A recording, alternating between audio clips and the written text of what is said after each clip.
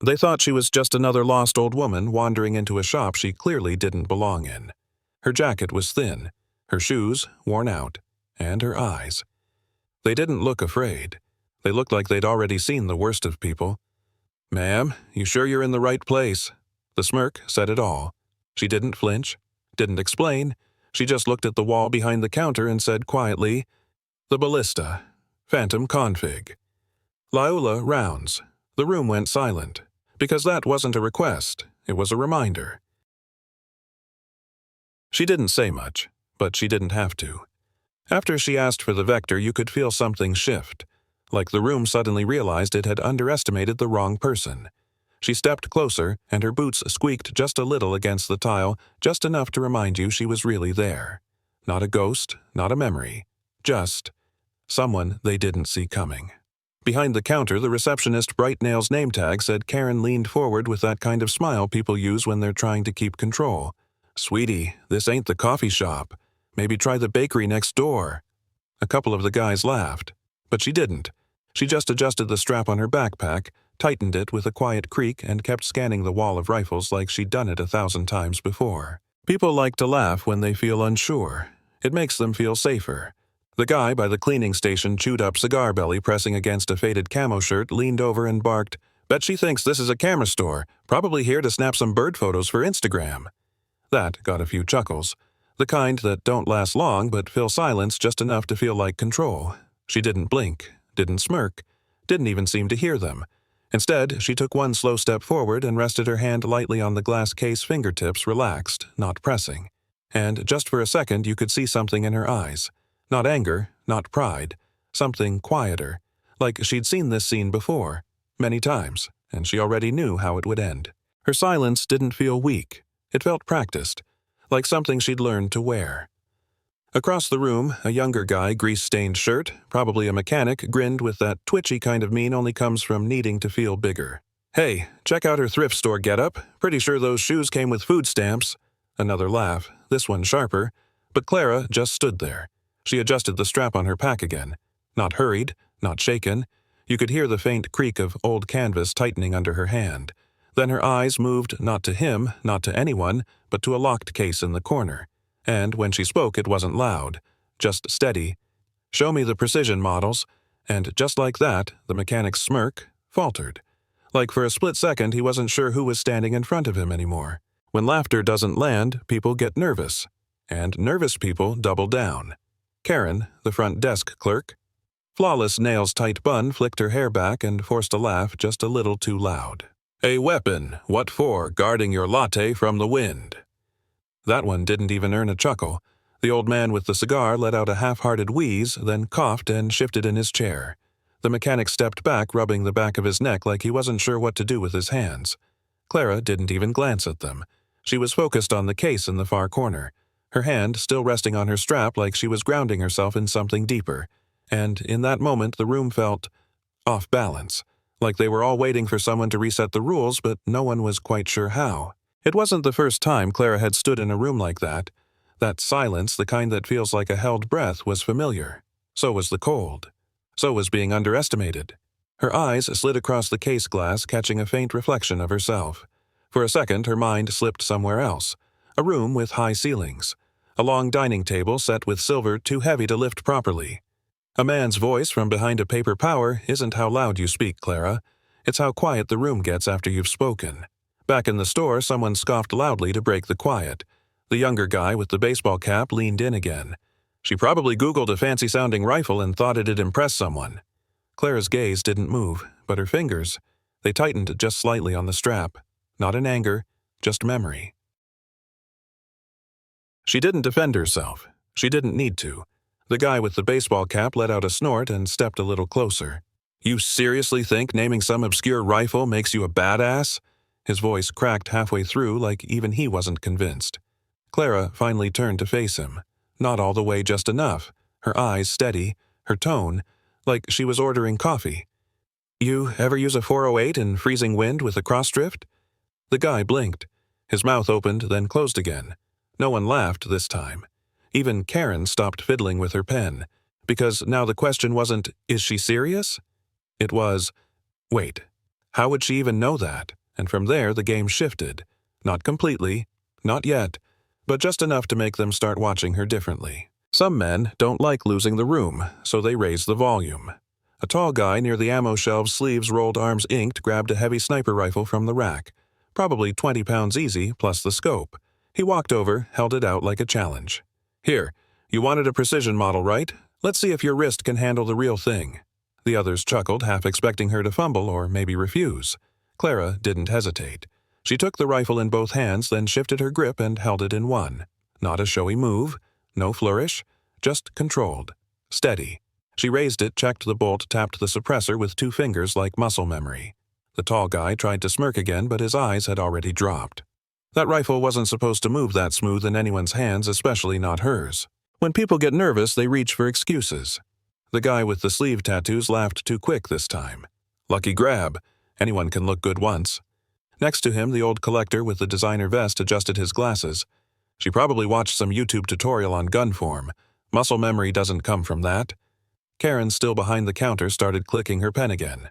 Not smug this time. Just restless. But Clara, she lowered the rifle gently onto the counter like it was something personal, then turned one knob on the scope with the side of her thumb. Click, click. "Adjusting for wind drift," she said. Simple. Flat. Like she wasn't trying to convince anyone. And just like that, they stopped laughing. Not because they believed her, but because for the first time they weren't sure they didn't. Some truths don't need explaining. They just need to be seen. As Clara stepped back, someone noticed the bullet she'd been holding set carefully next to the rifle untouched until now. A teenager near the back, hoodie up, earbuds out, squinted and picked it up. "Hey, there's something etched on this." He turned it under the light. At first it looked like nothing, just a scratch, but then the angle caught it clear and sharp. SPCCU. Echo faint, but intentional. The old veteran sitting on the bench blinked like he'd seen a ghost. That's not supposed to exist anymore." Karen stopped clicking her pen. The collector stepped forward slower this time. Clara didn't move, didn't reach for the bullet, didn't offer a name, and somehow that said more than any explanation ever could. The louder people speak, the more afraid they usually are. The man in tactical gear, the kind who still wears his security badge even off shift, stepped forward, voice booming. "Northern border. In a snowstorm. Come on, lady, save the bedtime stories." He jabbed a finger toward her. "With that coat, that bag, you wouldn't last 5 minutes in real cold." Others nodded, not because they agreed, but because they needed something, anything to hold on to. Clara didn't raise her voice. She didn't raise her eyes either. She simply said, "The recoil pattern shifts at 10. If you don't know how to adjust, it'll break your shoulder before it hits your target." Silence. Again. But this time it wasn't dismissive. It was uneasy. Because suddenly no one was sure who was asking the questions anymore. Some memories don't fade. They just wait. From the bench near the back, an older man finally spoke.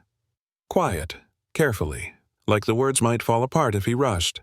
"It was 12 winters ago, somewhere in Kyrgyzstan. Our convoy stalled in a whiteout. We were supposed to be dead within the hour." People turned. He hadn't spoken all day. Then, someone took the shot, one round. Through the snow, through 2 inches of armor. He looked up. We never saw her face, only the eyes through the scope. Cold, focused, steady. Then his gaze moved to Clara. "I didn't know who she was. Still don't." He paused. "But I remember her hands. They were shaking. Not from fear, from frost." Clara didn't answer. Didn't confirm, didn't deny, and somehow, that was all the confirmation he needed. Not everyone wants the truth, especially if it makes them feel small. The guy in the tactical vest, the same one who mocked her coat earlier, snorted. "You people hear one war story and start calling her a ghost? Please." He looked around, waiting for backup. The collector nodded quickly, too quickly. "Folks like that don't just walk into gun shops. They stay hidden, classified. She's just putting on a show." Clara stood still. Didn't move, didn't twitch. The older man from the bench didn't look at either of them. He just whispered more to himself. "I never forgot those eyes." The room tensed again, not because anyone shouted, but because some part of the story had started to feel real. And when something feels real, denial starts sounding a lot like fear. When men lose control of the room, they reach for rules. A man from the far end stepped forward, short-cropped hair security badge half tucked under his jacket. One of those guys who carried paperwork like a weapon. "This is ridiculous," he said, pulling out a scanner. "If she's military, there'd be ID, clearance, some record, something we can verify." He turned to Clara. "So, you got something to show us, ma'am? Or are we just supposed to take your word for it?" Clara reached into her coat slowly, deliberately, and pulled out a thin, worn metal card, laid it flat on the glass. The man snorted. "That thing's 8 years expired." But the others didn't laugh, because even scratched and dull, that card had a thread of silver running through it, and that thread meant something most people weren't cleared to talk about. Real authority doesn't shout. It makes systems go quiet. The man with the scanner rolled his eyes and hovered the device over Clara's card. A soft beep, then the screen blinked. Access denied. Record restricted. Clearance level presidential. He frowned. Tried again. Harder this time. Another beep. Same result. Now the room wasn't just quiet. It was still. The kind of still that comes right before someone realizes they're in over their head. Karen stepped back without meaning to. The collector rubbed his thumb nervously against his watch band. No one said it out loud, but the thought hung thick in the air. Why would a fake card trigger that kind of block? Clara didn't speak, didn't explain. She just tucked the card away, like someone who was used to systems flinching before people ever did. And just when you thought it couldn't get stranger, someone stepped forward. A man by the ammo shelf, quiet till now, glasses slipping down his nose, cleared his throat. "That thread," he said, pointing to the silver running through Clara's card. "I've only seen that once. In a briefing. Sealed, marked red tagged. I wasn't allowed to take notes." Someone scoffed. "So, you're saying she's some kind of ghost?" The man didn't answer right away. He just looked at Clara like he was remembering something he shouldn't. "There was a rumor. About a unit no one confirmed existed. Echo something. 17, maybe. Only ever deployed once, then wiped." Clara didn't blink, didn't nod, but her hand rested gently on the strap of her backpack again, like something in her remembered too. And in that second, the room stopped asking who she was. It started asking, "What else don't we know?" And just like that, someone decided words weren't enough anymore. The store owner, older straight-backed Vietnam vet by the look of him, broke the silence. "Range is open out back. One shot. That's all it takes." He didn't say it cruelly. He said it like a man who needed to see something for himself. Clara looked at him, then at the rifle on the counter. No hesitation, no drama, just a quiet nod. She picked it up, walked toward the back, her steps steady, not showy. The range lights flicked on. Target 100 yards, behind 4 layers of military-grade glass. No warm-up, no pep talk. She raised the rifle, held her breath. 1 second. Then, crack. The room jolted. And through the glass, one hole, dead center, red dot gone. And in that moment, no one doubted what she could do. The only question left was where had she learned it, and for a beat no one said a word, not out of respect but confusion. The red dot on the target was gone. 4 layers of ballistic glass punched clean through. No one in that shop had ever seen that before. The mechanic stepped back, first hand suddenly unsure. Karen's voice, so sharp before, had vanished. Then, from the far corner, the quietest guy in the room finally spoke. "That shot, it wasn't practiced. It was patterned." People turned. He swallowed hard. "I've seen it once, years ago, a training video that wasn't supposed to exist." Another voice. "Ghost program." Soft, barely above a whisper. Clara said nothing. She just set the rifle down gently like it was never meant to impress anyone. And from that moment on, it wasn't about whether she belonged here, it was about why she'd ever left. And sometimes it only takes a whisper to rewrite a whole room. Ghost program. The words hung in the air, too quiet to be a statement too loud to ignore. The guy who said it looked down immediately like he regretted knowing it. Then, the old collector spoke, voice low, almost reverent. "They said one of them was a woman. No name, no rank, no photos, just disappeared after Kyrgyzstan." Someone else added, half-whisper, 14 confirmed hits, 4 minutes, silent kills. All eyes turned to Clara. She didn't react, didn't nod, didn't blink. She just reached up and brushed her hair behind one ear. The kind of gesture you'd miss unless you were watching too closely. And by now, everyone was watching too closely. Especially the ones who didn't want to believe what they were starting to feel. And when silence gets too loud, someone always tries to break it with facts.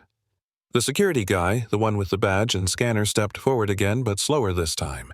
He picked up the spent bullet from the demo range, turned it under the light, squinted. "Wait," he muttered. Then louder, "There's a second mark, hidden under the outer coat." He tilted it again. And there it was, faint but undeniable. A tiny holographic imprint, SPC-17 Ghost. Auth. Verified. No one spoke, not even Karen. Someone near the shelves whispered, "That's not civilian tech." The scanner guy stepped back like the thing had burned his hand. Clara didn't move. She didn't need to, because now it wasn't about who believed her, it was about who was brave enough to admit they did. And sometimes, it's not what someone says that changes the room, it's who finally dares to say it out loud. From the back wall, the old ranger finally stood. Stiff legs, scarred hands, eyes that had seen too much. He limped forward, slowly, quietly, then looked straight at Clara. "You vanished." 3 words. No accusation, just memory. They said the last one didn't make it back. The op went silent. No extraction. No comms. He swallowed. "We thought you were gone." Clara didn't answer, but she looked at him, really looked like she remembered too, and maybe for a second they were both 25 again, crouched in snow somewhere no map dared name, and in that stillness the room finally understood she wasn't here to prove anything. She'd already done it, years ago. And just when the dust was settling, something louder than doubt arrived. A low rumble at first, then the distinct whoop whoop whoop of rotor blades. Heads turned toward the window. Outside, a black helicopter descended, kicking up loose gravel and disbelief.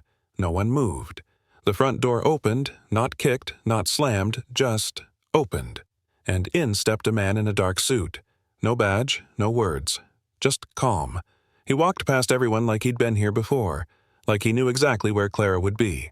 Stopped in front of her and placed a single envelope on the counter. Unmarked. Sealed. Thick. She looked at it. Didn't touch it yet. But everyone in that room already knew this wasn't over. It never had been. And sometimes the biggest reveal isn't a file, it's a ring. Clara finally reached for the envelope. Fingers steady, movements slow. She didn't open it. She didn't have to. Across from her, the man in the suit met her eyes, and in that split second something passed between them. A pause. A past. Maybe a promise. Then he turned slightly, just enough for the light to catch on his left hand. A ring. Simple. Unpolished, familiar. Karen saw it, first her breath caught. Clara wore the same one. Hidden under her sleeve all this time. No one said a word. Clara gave the man a slight nod, then turned toward the door envelope in hand, and as she stepped outside it hit everyone at once. She hadn't been alone all these years. Just silent. And some questions aren't meant to stop someone just to understand who they were. Clara was almost at the door. Envelope tight in hand. Steps light but final. Then, from somewhere near the ammo shelf, a voice broke through the quiet. What was the mission called? Not mocking, not challenging, just curious, almost reverent. Clara didn't turn, but she did pause, reached into her pocket, not the one with the file, the other one, pulled out a silver tag. Weathered? Scratched? Still warm from her hand. She placed it gently on the counter near the register. Didn't say a word. The old ranger leaned forward, squinting. Etched into the metal, Op Dandelion. Silent Bloom 2011. And suddenly the room understood why no one had heard of her. She was never meant to be remembered. And sometimes a final glance says what history books never could. The rotors picked up speed. Dust curled around Clara's boots as she stepped into the chopper. No rush, no tension, just purpose. Inside, the man in the suit sat quietly. He didn't look at her. He didn't need to. Clara settled in then. Turned her head. Just once. Through the open door, the shop looked smaller than before, not in size but in noise. Karen stood frozen near the counter, eyes on the silver tag. The ranger had removed his cap. Even the clerk, once smug, stood still as if trying to remember something he'd never been told. Clara's gaze lingered a second longer, not with regret, but with the calm of someone who knows they've just handed truth back to a world that forgot how to carry it. And belief doesn't always shout, it often begins in the quietest hands. The helicopter lifted slow and certain. Clara leaned slightly toward the window. Not to look back, just to take one last imprint. Below the shop shrank roofs and streets blending into haze, but one figure remained clear. The young clerk, the one who'd mocked her ID, was standing alone by the counter. He reached out, hesitated. then picked up the silver tag, held it in both hands, not like a weapon, more like a keepsake. His head bowed as if trying to understand what it meant, or maybe who he had almost missed seeing. Clara's eyes softened. She didn't smile, but her fingers brushed the envelope on her lap, and just like that, a mission ended. But something else had quietly begun, and sometimes the heaviest envelope doesn't carry orders, it carries memory. Inside the chopper, Clara finally opened the envelope. Not rushed, just ready. No maps, no code names, just a photograph. Old, soft at the edges. 3 people in formal clothes, a man, a woman, and a younger Clara wearing that same quiet smile. No medals, no makeup, just real. Folded behind the photo a handwritten note. Only 2 words. It's time. She stared at it for a long moment, then leaned back into her seat, and, for the first time that day, her shoulders relaxed. Because maybe this wasn't a recall. Maybe this was a release. And some places never call your name, but they never leave your bones either. The helicopter flew north past towns she didn't recognize and woods that hadn't changed. Then she saw it, that clearing, snow-thin, quiet as breath. No signs, no markers, just an endless stretch of white and pine, but she knew it. 12 years ago, she'd laid flat there for 12 hours. Scope fogging, heartbeat slow, 1 shot, 1 convoy saved. No medals, no names, just silence. Now, from above, it looked smaller, but the ache in her chest didn't shrink. Next to her, the man in the suit finally spoke. First time since the shop. We're not the only ones going back. Clara looked at him. He didn't explain, and somehow she knew. This return wasn't just hers. And sometimes the people who disappeared didn't vanish, they were just waiting for the right door to open. The chopper dipped below the tree line, hovering near an old cabin tucked deep in the snow-dusted woods. No flag, no guards, no signal, but waiting outside 5 figures stood, not in formation, not in uniform, just standing. 1 woman with a cane carved from oak.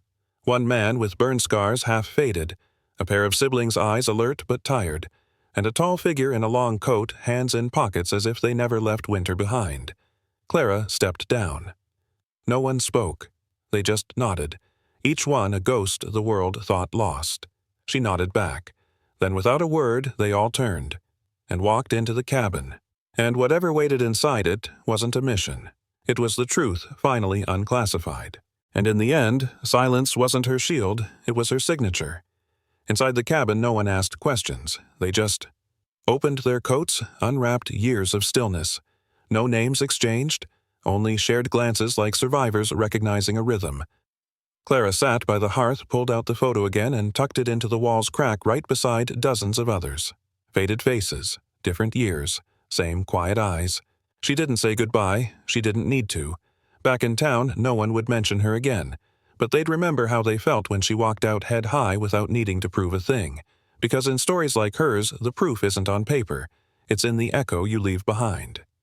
If you've ever been doubted, misjudged, or unseen, you're not alone. Drop a comment below.